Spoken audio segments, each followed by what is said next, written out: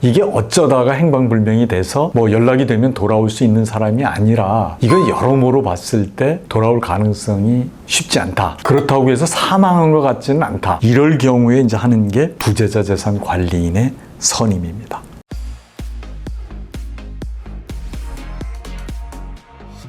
안녕하세요. 행복한 상속의 홍순기 변호사입니다. 이번 시간에는 지난 시간에 예고를 드린 대로 상속인 중 한 명이 행방불명일 때 상속재산 처리는 어떻게 하나요? 이 부분에 관해서 말씀을 드리도록 하겠습니다. 아직까지 구독자가 아니시면 구독, 좋아요 눌러주시면 감사를 드리겠습니다.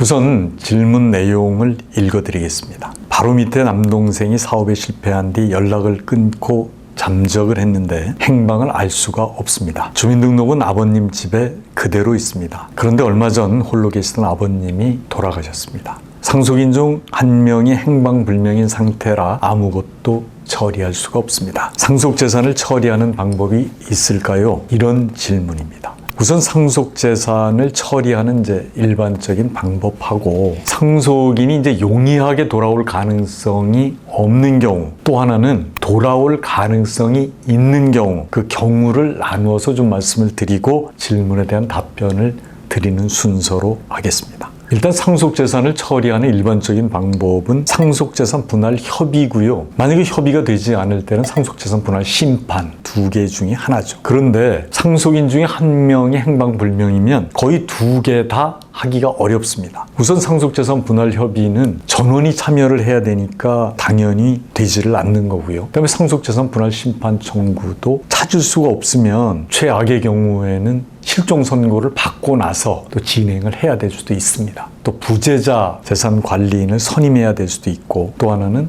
상속재산 분할 심판 청구를 진행하면서 이 공시송달로 진행을 해야 되는 경우도 있는데요. 하여간 경우에 대해서 좀 말씀을 드리도록 하겠습니다. 첫 번째는 상속인이 용이하게 돌아올 가능성이 없을 때, 지금 무슨 말이냐면 이게 사망한 것 같지는 않지만 이게 쉽게 돌아올 것 같지도 않고, 또 하나는 연락이 되면 바로 오는 그런 정도가 아니라 거의 돌아오기가 어렵겠다, 이렇게 됐을 때는, 그리고 이제 상속재산이 많이 있고 이런 경우에는 이 부재자 재산 관리인을 선임해야 될 수가 있습니다. 상속에서 이제 부재자라는 개념이 있는데요. 이게 뭐냐면 그 종래 주소나 거소를 떠나서 용이하게 돌아올 가능성이 없는 자입니다. 그러니까 용이하게 돌아올 가능성이라는 건데, 그러니까 이게 어쩌다가 행방불명이 돼서 연락이 되면 돌아올 수 있는 사람이 아니라 이걸 여러모로 봤을 때 돌아올 가능성이 쉽지 않다. 그렇다고 해서 사망한 것 같지는 않다. 이럴 경우에 이제 하는 게 부재자 재산 관리인의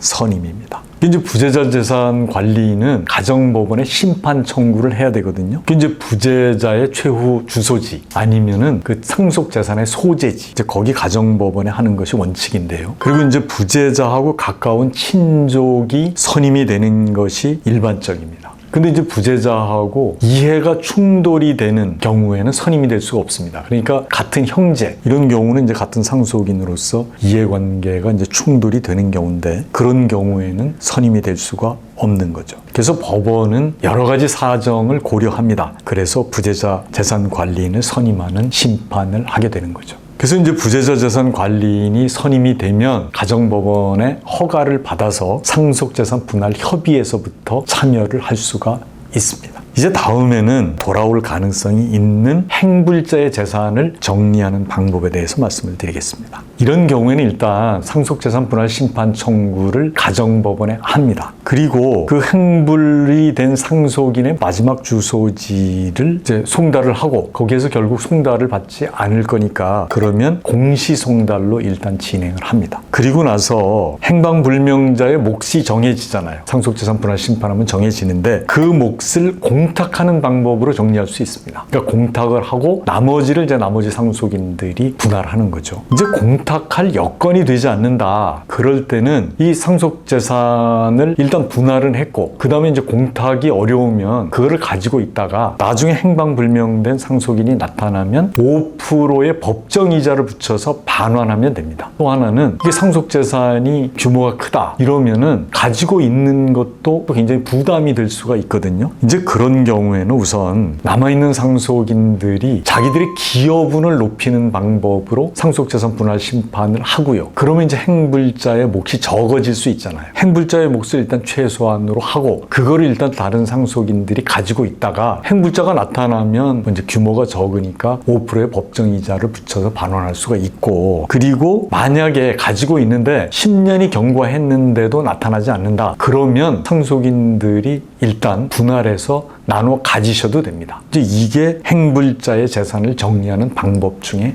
하나입니다. 상속재산의 규모가 어떻게 되는지, 행방불명된 그런 상속인이 용이하게 돌아올 가능성이 없는 건지, 돌아올 가능성은 있는 건지, 여기에 따라서 부재자를 선임할 수도 있고 행방불명된 상속인을 공시송달로 진행할 수도 있습니다. 그럼 질문에 대해서 답변을 드리도록 하겠습니다. 일단 질문의 내용을 보면 일단 어느 정도 돌아올 가능성이 있는 행방불명자로 보입니다. 그래서 일단 상속재산 분할 심판 청구를 해서 그 행불자에 대해서 공시송달로 일단 진행하면서 다른 상속인들이 기여분을 입증해서 행불자의 몫을 최소한으로 하는 방법을 일단은 강구를 하셔야 됩니다. 그 다음에 행불자의 재산이 최소한도로 되면 그 재산을 가지고 있다가 행방불명자가 나타나면 5%의 법정이자를 붙여서 반환을 하시면 되고요. 만약에 10년이 경과한 후에도 나타나지 않으면 상속인들이 나누어 가지시면 됩니다. 이게 상속인 중에 한 명이 행방불명이 돼서 상속재산 처리가 어려운 그런 분들에게 도움이 됐으면 좋겠습니다. 이 영상이 유익하셨다면 구독, 좋아요 부탁을